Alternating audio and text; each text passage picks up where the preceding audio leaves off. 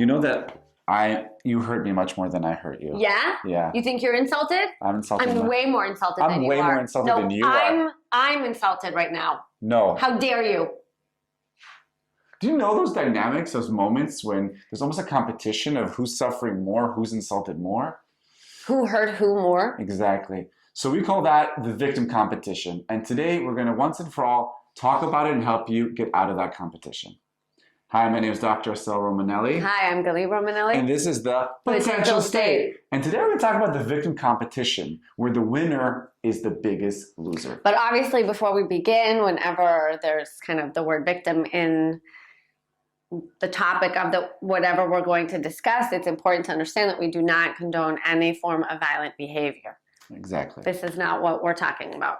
So I see this all the time in the clinic. What really happens is these couples get into this kind of like dance / unconscious competition where each one is saying that they're the bigger victim. I'm more insulted. I'm more hurt. I have a bigger pain than your pain, and then we're like competing. And every time one person brings their pain, they're like, "What?" Because if I am the one that's more hurt or more insulted, then I'm more righteous, and that means that you've hurt me more, and I'm in the right and you're in the wrong. So first of all, watch the talk about the victim triangle, which will bring a lot of this terminology together. But why does that happen? Why do couples compete on who's suffering more?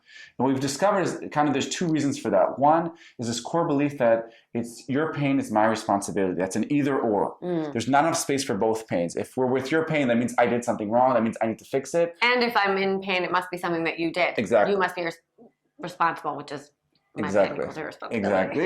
And the other thing is what you just said. People not owning their shit, refusing to be seen as a persecutor, refusing to see your own aggression, your own anger, the places where you hurt your partner. So there's almost like a fear, like, no, I'm never hurt, I'm never aggressive. And refusing to be vulnerable and refusing to own your shit over your vulnerabilities and your fears. It's much easier to place your fears on your partner, saying you did this and you did this, instead of saying, I'm really scared right now. I'm really insecure right now. Yeah, or I did do something wrong, but I'm too proud or I'm too scared to own it because I'm afraid you're going to leave, or I'm afraid of my own aggression or my own shadow. So those two things lead to this victim competition. And then here's the three winners. Whoever wins this competition, whoever is the biggest victim, the one with the biggest pain, they win three things. What do they win? Tell them what they win. Boom! Number one, they are the ultimate victim, which means they get attention and they get the pity. And in the victim triangle episode, we talked about love equals pity. So in these dynamics, they're like, oh, I deserve the most attention. I deserve the most. And then the partner is the one that has to come towards them. Exactly. Boom. They dictate the narrative. Number two, they dictate the narrative. The narrative becomes the last person to be insulted or the biggest one to be insulted or hurt. It's their narrative. So it's not that you're aggressive. It's because you're aggressive because I did something that was even worse. So what's left in the history books is the big pain that I caused you. The fact that you were a bitch to me or you were angry at me.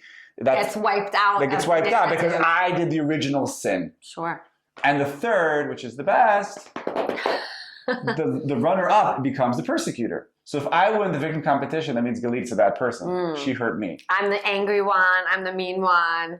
Right. And I'm the shadow. That sounds familiar. And I become the shadowless man, and the kids think that I'm and Ava is the fun one who, can do no wrong. So it's all coming together. So let's just give two examples, one from our marriage and one from the clinic. So we'll start with our marriage. Yes, please We've discovered in the last recent months that I keep getting insulted by what Galit says. Every other word. So what? When I get insulted, oftentimes like that actually casts her as she did something wrong.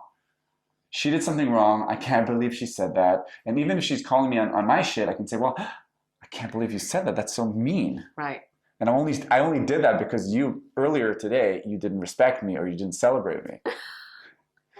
And what happens is I keep flipping it on her. So every time then the focus becomes me rather than you actually taking a good hard look at yourself and your behavior and your contribution to whatever dance it is that we're trying to address. So as you can see, I win. This is you blocking your exits. I know. Well done. Check out the episode on blocking exits. Nice. And here's another example. Just the other day I was working with a couple, and every time he had a solid complaint or something that his wife was not doing, she immediately went, well, you don't love me, you haven't loved me for years. She always brings back the history books of how much she's in pain, and that's her way of blocking his feedback and actually not letting that land, and keeps keeps portraying him as the persecutor. That do that I was victiming him. Yeah, and the second she had victims him, so for the last 20 years, he's been the persecutor and his pain. And there's no validation to what he's actually bringing to the table. Even if it's true, right? Yeah.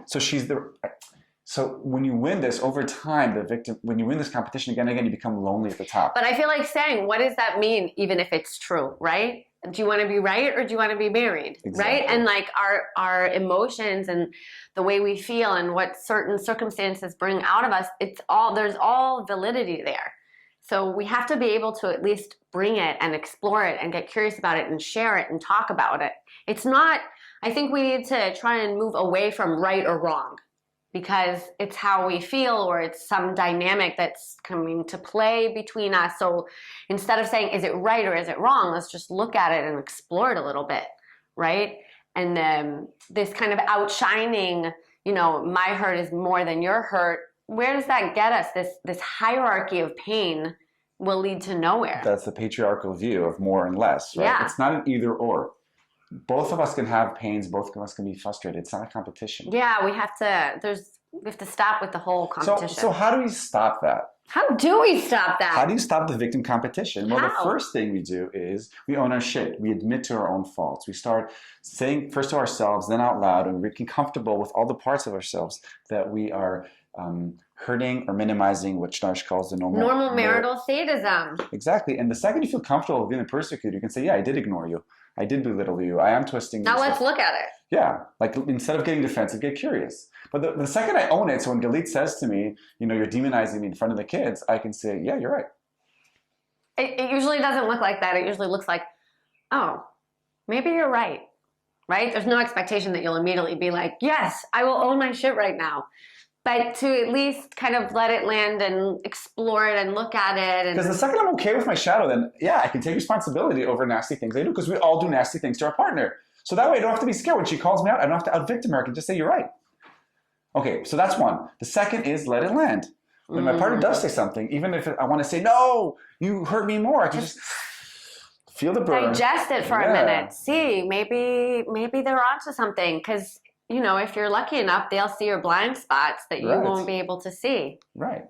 And then the last thing is say the thing. As it's happening, if you're noticing you're in this victim competition, playfully at play is the lube of life, and just talk about it. Notice that, wow, we're in competition. I can't. It seems like who has a bigger pain? Are we in the competition game again? Let them know what they want. Add a little play there. Add a little softening there. I think I might be insulted right now, but I'm not sure. Right. Maybe I'm trying to out-insult you because I don't want to hear what you actually have to say. Right. Things like that. Things like that. Things that this guy has been professional in. And I think at the end of the day, if you can slowly shift away, that it's not a competition, that when Galit shares her pain, I don't have to get defensive because her pain is not my responsibility / fault / to-do list. I can just let her feel that, and I can feel that. And the more I own my shit, and I own the ways in which I hurt you, I can say it. Yeah. And I can even preempt it. I can say, yeah, I was. And I want to say another thing is that, I think sometimes we get fearful if we hear the expression normal marital sadism and you mean you want to hurt your partner. But I think it's also worthwhile looking at why we do that, right? Because sometimes we're afraid to get really close. It's very scary. And it's so much easier to keep some form of distance that I can also I can determine how close we get. I can control that.